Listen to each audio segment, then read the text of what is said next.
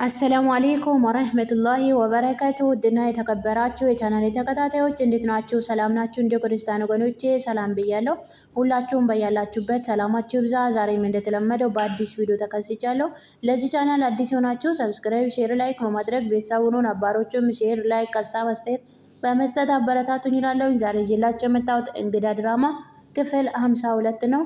ቪዲዮን ከመጀመራችሁ በፊት ላይክ ማድረጋችሁን አትርሱ። አመሰግናለሁ። የኤልሾ ተንኮልም እንደቀጠለ ነው። ኑኑን አስገድዳት ጆን ጋር ደውለሽ ደብሮታል፣ ምንድን ነው ምን ችግር አለ ብለሽ ጠይቂው አለቻት። እሱ መልሱን ሲሰጥሽ ከዛም በኋላ ስራችንን እንቀጥላለን አለቻት። ኑኑም አልፈለገችም ይሄንን ማድረግ፣ ግን በግድ ቢሆንም እሺ ብላ ተስማማች። እሷን ስለምትፈራት እሺ ብላ ስልኳንም አምጥታ ሰጠቻት። ይህንን ስልክ ይዘሽ አብረሹ ትወጫለሽ፣ ያለሽን ሁሉ ለእኔ በቴክስት ትጽፍልኛለሽ፣ የምትይውን ሁሉ ደግሞ እኔ ነግርሻለሁ ብላ አስማማቻት። ኑኑ በግድም እሺ ብላ ኑኑም እሺ ብላት ጆን ጋር ደውላ ቀጥራው ተገናኙ። ጆንም ሊያምን አልቻለም። ምክንያቱም የሆነ ጊዜ በማታ ባደረግኩሽ ሁኔታ አንቺ ይሄን ያህል ትመለሻለሽ ብዬ ወስኜ አስቤ ማላቅም ነበረ። እንዴት ራስሽ ደውለሽ እንዴት እስከዚህ ድረስ መጣሽ አላት። በጣም ገረመው። ምክንያቱም የኤልሾ ተንኮል መሆኑን እሷ አያውቅም። አዎ በእርግጥ ያኔ ያረከው ነገር በጣም የሚያሳዝን ነገር ነው። ነገር ግን በቃ ያለፈው እንዳለፈ ነው አይደል? ይልቁንስ የመጣሁበት ነገር ውስጥ ስንገባ የኤልሾ ነገር ሙሉ ለሙሉ አንተ ታውቃለህ ብዬ ወስኜ ነው።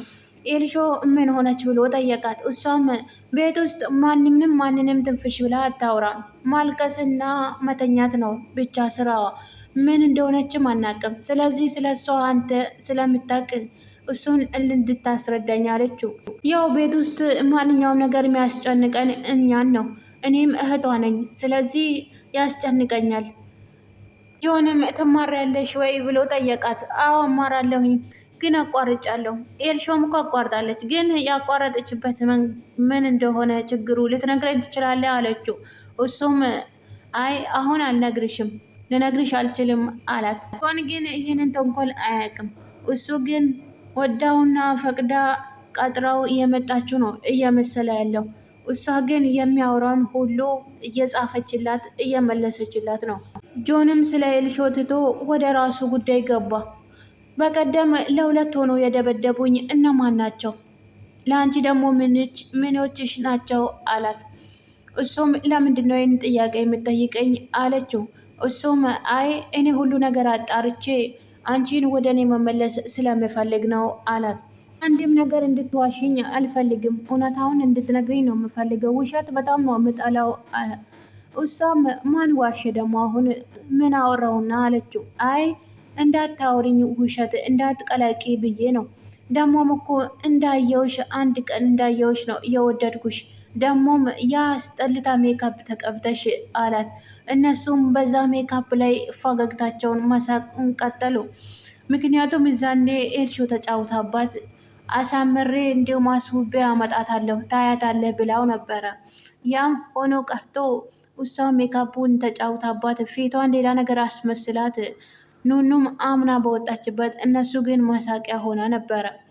ቤተሰቦቿን በዛ የመጣ ተቆጥቷት ነበር። ያንንም እያስታወሱ እየተሳሳቁ ጆንም ወደ ራሱ ጅንጀና ገባ።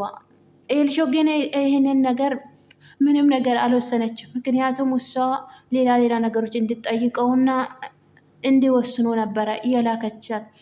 ኤልሾም እየተሽሞነሞነች ቤት ውስጥ ተውባ ወንድሟ ምንድን ነው ዛሬ ደግሞ አዲስ ነገር አለ እንዴ? ምን መስለሻል? በጣም አምሮብሻል አላት። አይ እንደዚህ ማለትም የለብህም እንዳትጠይቀኝ፣ እንደዚህ አይባልም። ሲጀመር ቤት ውስጥ አምሮ መቀመጥ ደግሞ ሌላ ነገር ያመጣል እንዴ አለችው። አይ እሱ ለዛ ብዬ አይደለም፣ በጠየኩሽ ጥያቄ ካጠፋውኝ ይቅርታ፣ ይሄን ለማለት ፈልጌም አይደለም፣ የተለየ ነገር ስላየውብሽ ነው አላት። ኤልሾም እለመኩ ምነው አፈጠጥክብኝ አለችው።